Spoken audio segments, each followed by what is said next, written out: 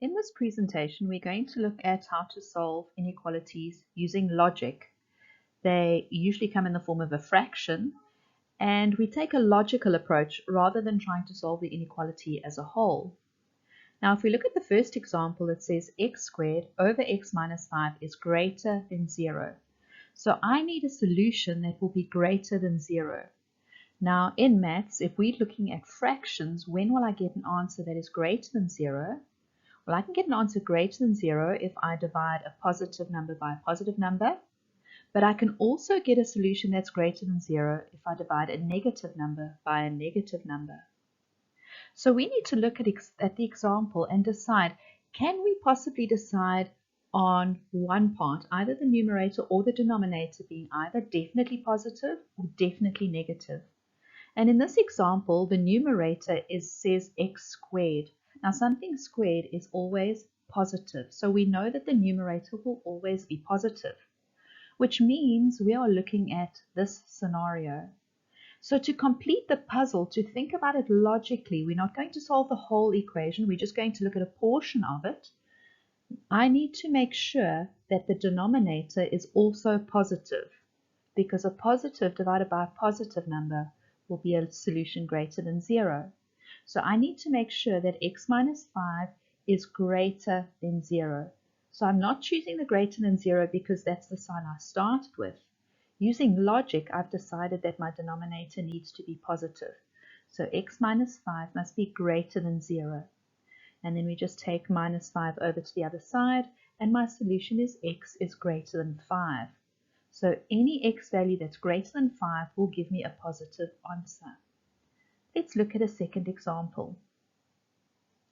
In example 2, we have 6 minus 3x in the numerator and minus 2x squared in the denominator. And this time we want a solution that is smaller than 0.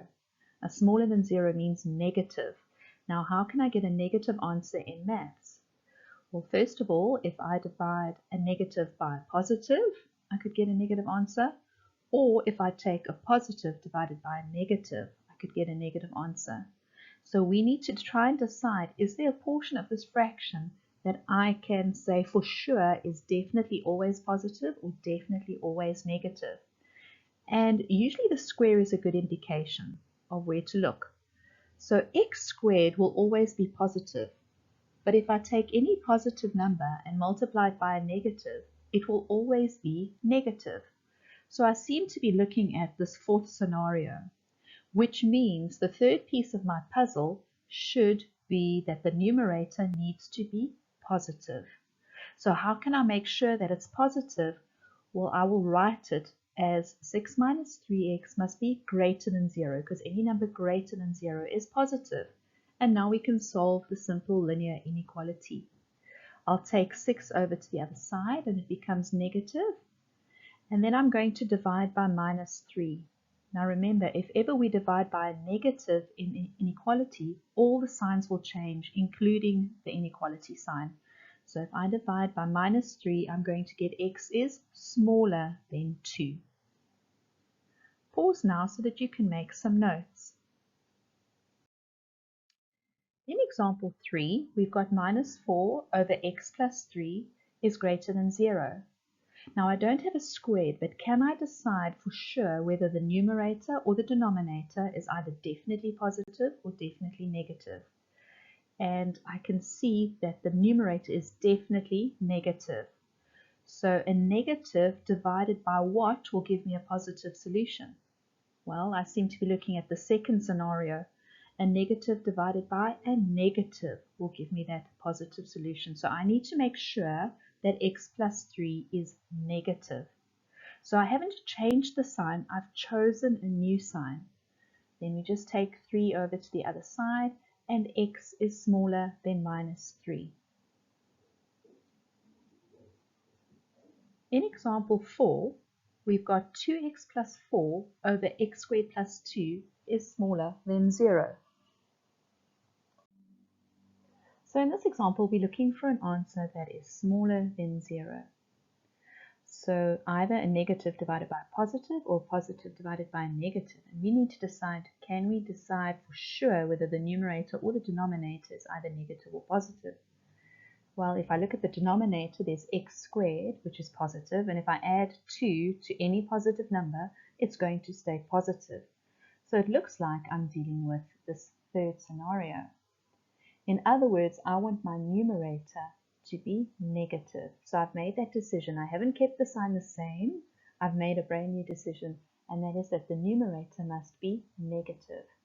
So 2x plus 4 must be smaller than 0, which makes 2x smaller than minus 4. Divide both sides by 2. The signs will stay the same because I'm not dividing by a negative, so x is smaller than minus 2. You can pause the video now to make your own notes. We're now going to look at one or two more examples, but this time we're going to look at examples with a bigger than and equal to or a smaller than and equal to sign. They're not very different, but there's usually one extra little trick that we've got to be aware of. We're always going to look for something extra because we need to look for all solutions that could be equal to 0 as well. So in example 5, x squared over x minus 5 must be greater than and equal to 0. So we're looking for greater than and equal to 0. I know my x squared is definitely positive, so we're using this first scenario. So for my puzzle to work, I need to make sure that that denominator is also positive. So in other words, x minus 5 should be greater than and equal to 0. But I'm only going to write down x minus 5 is greater than 0. And why do you think that is?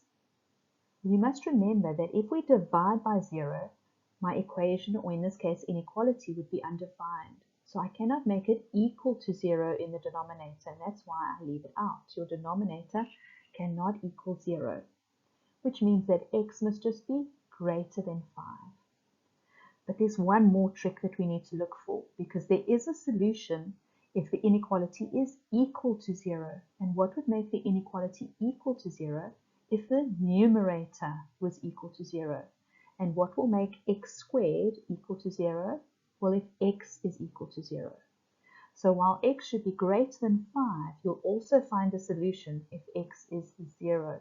It's because of that bigger than and equal to sign that you've got to look for an extra trick.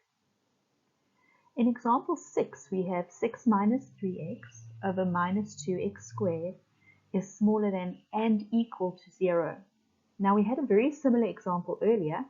We're just now including the equal sign, and we want to see what difference does it make. So I'm looking for solutions that are smaller than or equal to 0, and I know that minus 2x squared is definitely negative, which means I'm looking at this fourth solution, that a positive divided by a negative would be smaller than or equal to 0, which means that I need to make sure that 6 minus 3x is positive.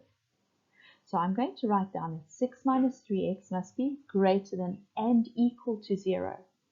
This time I've kept the equal sign because if my numerator is 0, the whole thing is 0, and that's fine. I want solutions that are smaller than or equal to 0. So if I keep that equal sign, I will get my equal to 0 solution.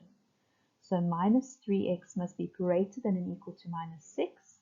We're going to divide by negative 3, which means all the signs will change. So x is smaller than and equal to 2. But let's just have a look at this equal sign. It's got one further trick to it, one further implication. And that is that my denominator is not allowed to equal 0. What would make my denominator 0? Well, if x was 0, my denominator would be 0, and then it would be undefined.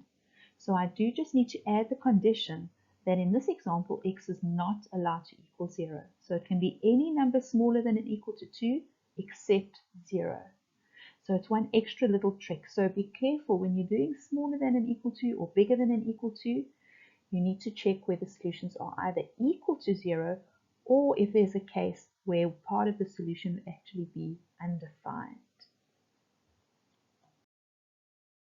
Let's look at one more with all the tricks. And that is that x minus 3 squared is your numerator over x plus 4 must be smaller than and equal to 0. So I'm looking for a solution smaller than and equal to 0. Because of that square at the top, I know that will be positive. which means I'm looking at the last scenario. Positive divided by negative will be smaller than or equal to 0.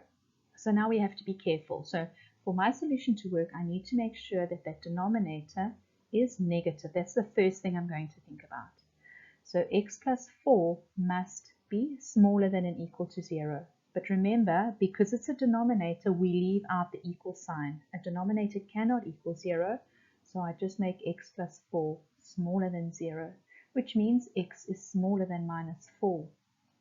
But now my one solution could also be if the whole equation is equal to 0. And what would make it equal to 0? Well, if the numerator was equal to 0. And what would make the numerator equal to 0? Well, if x minus 3 was 0, in other words, if x was 3. So here we have two solutions. X must either be any number smaller than minus 4, but it also has a solution if x is equal to 3. Now these can get a little bit tricky, but in exams they usually worth 2, and if there's an additional trick, maybe 3 marks. So just practice some now on your own. Thanks for watching Max Maths. If you liked what you saw, please like, share and subscribe.